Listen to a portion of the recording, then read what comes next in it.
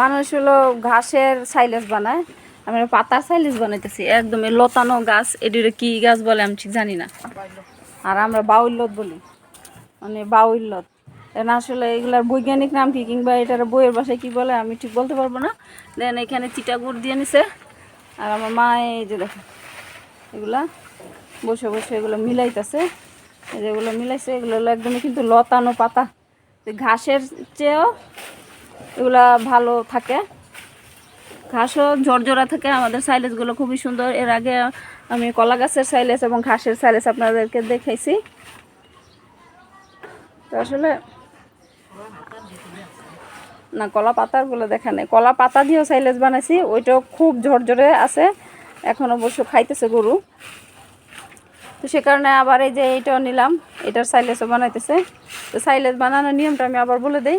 50 KG ঘাসের জন্য 2 KG রাব, মানে 2 কেজি চিটা গুড়, আর সাথে পানি দিতে হয়।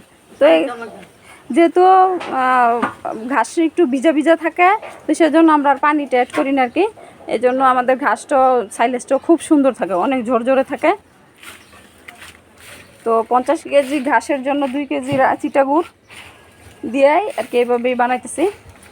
দেখেন যে আমার মা হলো ঘাসগুলোর সব লতাগুলোর খুব সুন্দর করে মিলাইতেছে।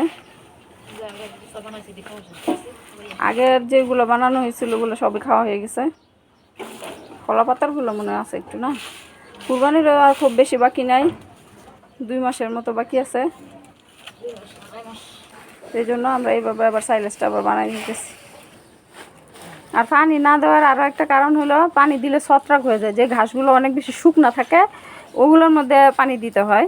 আর এমনিতে এই যেগুলো এই লতা লতা পাতা এগুলো কিন্তু এমনি একটু ভিজা ভিজা টাইপের থাকে। দেখেন এগুলার সাইলেজ কেউ দেখছেন বলে আমার মনে হয় না, কারণ আমি যতগুলো অ্যাগ্রো ফার্মের ভিডিও দেখেছি সব জায়গায় ঘাসের সাইলেজ, কলা গাছের সাইলেজও আছে 2-1টা জায়গায়, কিন্তু এরকম লতা এগুলো গরু খায় না, কিন্তু আমার গরুরা সব খাওয়ানো শেখানো হয়ে গেছে। এগুলো সব আমার মার অবদান, কারণ আমি এগুলো কিছুই জানি না।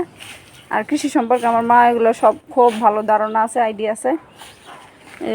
গ্রামীণ জীবন ইউটিউব চ্যানেলটি দয়া করে সাবস্ক্রাইব করে দিবেন, আর বেল আইকনে চাপ দিবেন, তাহলে ভিডিও আপলোড হওয়ার সাথে সাথে নোটিফিকেশন পাবেন।